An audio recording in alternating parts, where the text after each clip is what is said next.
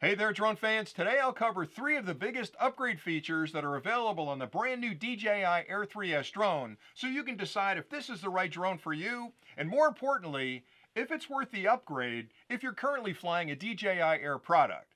Now in front of me, I've got 4 different models: the Air 2, the Air 2S, the Air 3, and the brand new Air 3S. And anytime a new drone comes out, I'm always looking at it, understanding what the improvements are on it, and there's that tipping point between, do I stay with the drone I have, or is the new one compelling enough where I'll make the upgrade? So I'm going to try and point out the differences between these today to help you decide if that upgrade makes sense.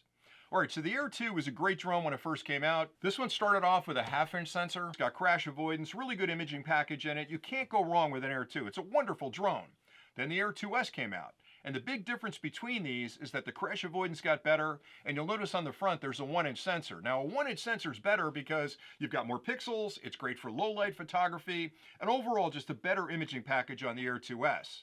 When you look at the Air 3, you'll notice we've gone from a single sensor to a dual sensor, and that kind of came along with the evolution of the Mavic products, which is the prosumer version of these drones that has 3 lenses on it. This one has a dual lens. It's got a wide angle and a telephoto. The advantage there is, even though you can digitally zoom on the 2S and even the 2, having 2 different lenses gives you a much smoother zoom. It also gives you perspective where I can pull back and have a wide shot, or I can pull in tight on something I'm trying to focus on. So a big improvement between these two. Also, this introduced 360-degree crash avoidance and an advanced APAS package. And what that means is you can fly this. It's got a digital bubble around it, so when you get close to an object, it's going to warn you and pull back. And with APAS, it's a brilliant technology that actually will find holes between solid objects and navigate towards those holes. So you can fly this directly into a forest. It'll find the trees, it'll find the holes that it knows it can fit through, and it'll navigate through those holes. So it's incredibly smart. It's got a lot of artificial intelligence built in, almost like a digital co-pilot inside the drone.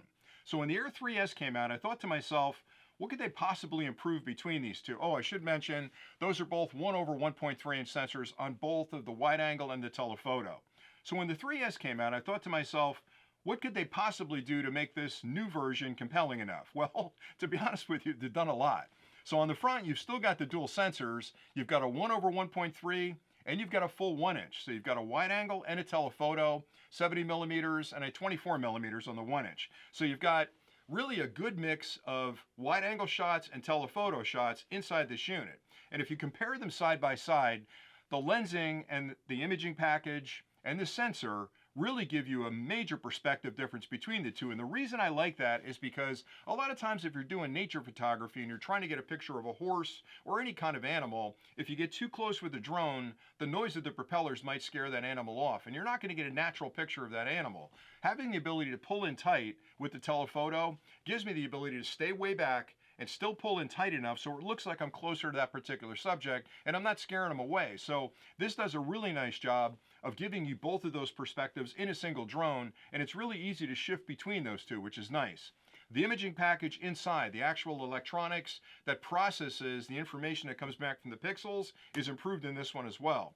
There's also more stops when you're taking photos. So you've got a lot of control here you don't have in the Air 3. So if you're looking for the best possible drone that isn't a pro-level drone like the Mavic products, the Air 3S has got the best imaging package flying today in a mid-sized drone in this price range. So between these two, better imaging package, big move there.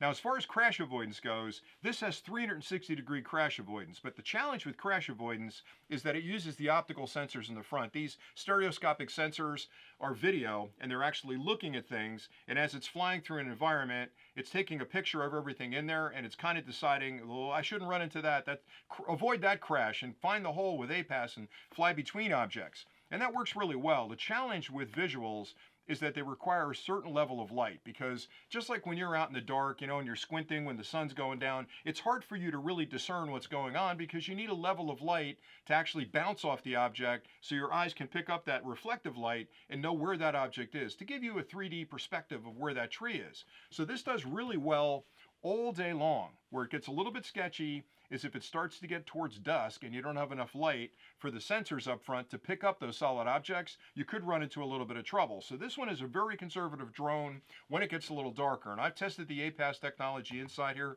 extensively. It works great in bright sunlight when you've got a big differential between light and dark objects. Where it gets a little bit sketchy is if you're trying to do that same test at dusk. It can't tell the difference between them. Well, the upgrade between these two is this unit on the front uses LiDAR, which is a completely different technology. It's actually a very sophisticated imaging technology that will be able to see in almost total darkness. So it can actually see further, so it gives you a lot more crash avoidance well in advance. This one's about 8 meters as far as its distance goes. This one up to 25 meters, which gives you a lot more room for the drone to sense that it's heading for a cement wall or it's heading for a tree. So it's a lot more sophisticated. Now what's interesting is it's only on the front of the drone. But that makes sense because I want to be really careful when I'm entering an environment, less careful when I'm going side to side or backing out. I would have loved to have had it on all the 360-degree elements, but maybe that's what we're going to see in the next generation of product, or maybe we'll see it in the Mavic series. But the fact that they've moved to a LiDAR technology means that DJI understands it, and I'm betting you're going to see that used more widely across all those different perspectives. So anyway, today LiDAR is on the front. So the first thing is you've got bigger sensors. You've got a 1 inch and a 1/1.3, and you've got LiDAR on the front. So the difference between these two right off the bat means I've got better imaging over here. I've got smoother transitions between wide angle and telephoto, and I've got better crash avoidance up front. The third thing, which I think is absolutely amazing, is this concept of free panorama. This one has panorama where you can do several different modes of panorama. And you know what a panorama is. It's the drone sort of looking at an area and taking a series of photos and sewing those together into a nice wide panorama of that area. The Air 3 does a great job of that, but you're kind of locked into the patterns that are available inside here based on the software. With free panorama, you can actually decide what you want to shoot. With this one, you kind of point to the middle of the scene, and it takes over and takes shots to either side and below and above, and you end up editing it, quite honestly, which means I've got this beautiful panorama, and now I've got to crop in from the edges, so it's not as big as it was when it actually took the shot.